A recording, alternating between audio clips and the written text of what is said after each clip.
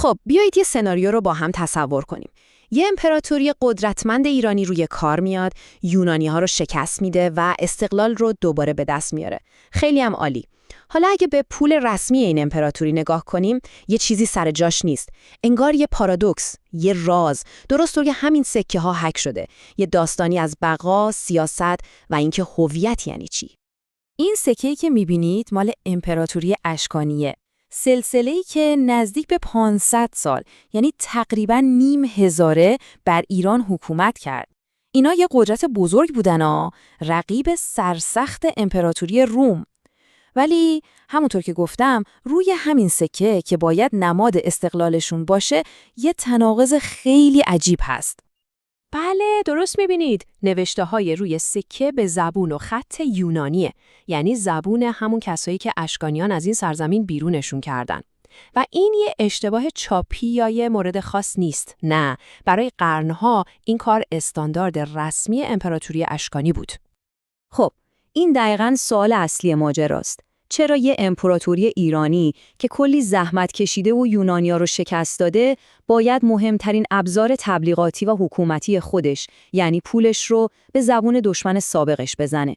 جواب این معما واقعاً یه کلاس درس فوق‌العاده است در مورد سیاست و استراتژی. خب برای اینکه بفهمیم قضیه از چه قراره، باید یه سفر در زمان بکنیم. بریم به دنیایی که اشکانیان توش به قدرت رسیدن، دنیایی که هنوز کاملاً زیر سایه فتوحات اسکندر مقدونی بود. ببینید، اشکانیان وقتی قیام کردن یهویی وارد یه سرزمین خالی نشدن. اونها سرزمینی رو گرفتن که بیشتر از 100 سال جانشینان یونانی اسکندر، یعنی سلوکیان، روش حکومت می‌کردن. تو این مدت شهرهای بزرگ، مراکز تجاری، سیستم اداری، همه با همه به زبون و فرهنگ یونانی خو گرفته بودن. به این دنیای جدید میگن دنیای هلنیستی. توی این دنیا زبون یونانی فقط زبون فاتحان نبود، نه. تبدیل شده بود به زبان مشترک کل منطقه. یعنی از مصر گرفته تا هند، اگه میخواستی تجارت کنی، قرارداد ببندی یا حتی علم یاد بگیری، باید یونانی بلد میبودی. این مقایسه که یونانی اون زمان مثل انگلیسی امروزه واقعاً دقیقه. شما فکرش رو بکنید، اگه اشکانیان میخواستن زبون یونانی رو نادیده بگیرن، مثل این بود که امروز یک کشور بخواد تو اقتصاد جهانی فعال باشه ولی بگه ما از انگلیسی استفاده نمی کنیم. اصلاً ممکن نبود. پس این یه انتخاب نبود، یه ضرورت محض بود. در نتیجه این تصمیم نه از روی ضعف بلکه از روی هوشمندی و یه جور عملگرایی بوده. ولی داستان از اینم جالب‌تر میشه. اشکانیان فقط به این ضرورت اقتصادی بستنده نکردند. اونها از این زبان به عنوان یک ابزار سیاسی قدرتمند استفاده کردند تا پایه‌های حکومتشون رو محکم کنند. حالا بیایید ببینیم دقیقاً چطوری.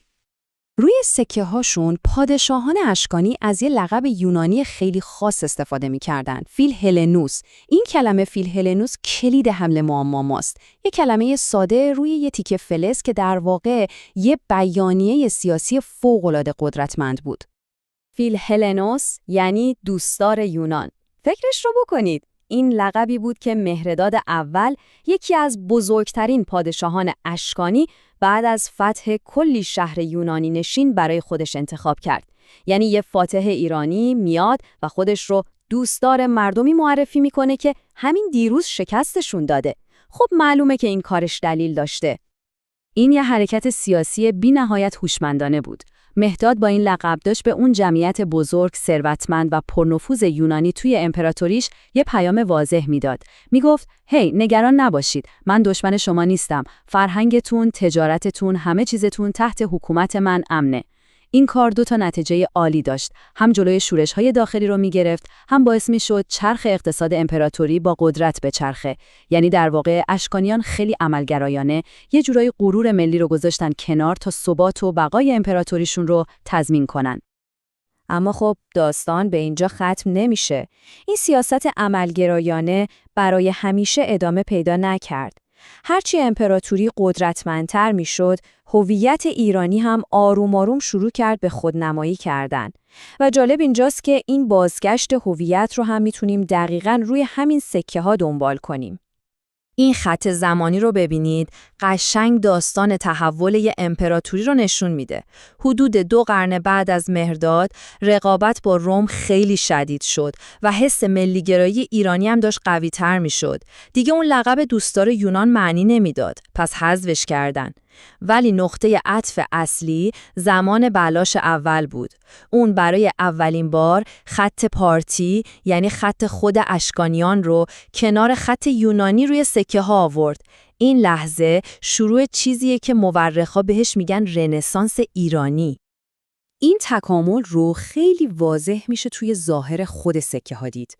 به سکه های اولیه نگاه کنید، کاملا تحت تأثیر هنر یونانیان، از چهره شاه بگیری تا نوع نوشته ها. حالا به سکه های آخر دوره نگاه کنید، یه سبک هنری کاملا جدید و مشخصا ایرانی شکل گرفته.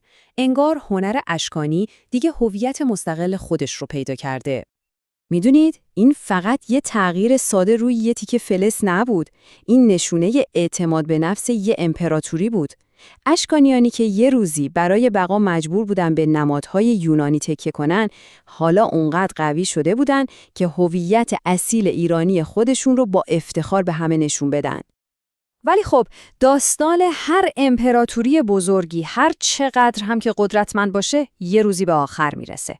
با وجود تمام این رنسانس فرهنگی و این بازگشت هویت، امپراتوری اشکانی تو قرن 3 میلادی با یه سری چالش‌های مرگبار روبرو شد. البته قبل از اینکه به پایان ماجرا برسیم، یه لحظه به این عدد فکر کنید. 470 سال. این مدت زمان حکومت اشکانیانه. یه دوره فوق‌العاده طولانی و مهم از تاریخ ایران که متاسفانه گاهی زیر سایه هخامنشیان و ساسانیان یکم نادیده گرفته میشه. سقوط اشکانیان نتیجه یه طوفان تمام عیار بود. از یه طرف جنگ‌های بیوقفه با روم، امپراتوری رو هم از نظر اقتصادی و هم نظامی کاملاً فرسوده کرده بود. از طرف دیگه جنگ‌های داخلی برای قدرت کشور رو از درون داشت از هم می‌پاشید. درست در همین هرج و مرج بود که یه حاکم محلی جاه طلب از ایالت پارس یعنی اردشیر بابکان فرصت رو غنیمت شمرد و توی نبرد نهایی کار اشکانیان رو تموم کرد. و اینجوری بود که امپراتوری طولانی اشکانیان به پایان رسید و عصر ساسانیان شروع شد. ساسانیان اومدن و یه هویت ایرانی خیلی متمرکزتر و ملی‌گرایانه‌تر ساختن، اما نباید فراموش کنیم که اونها روی شونه‌های میراثی ایستاده بودن که اشکانیان براشون به جا گذاشته بودن.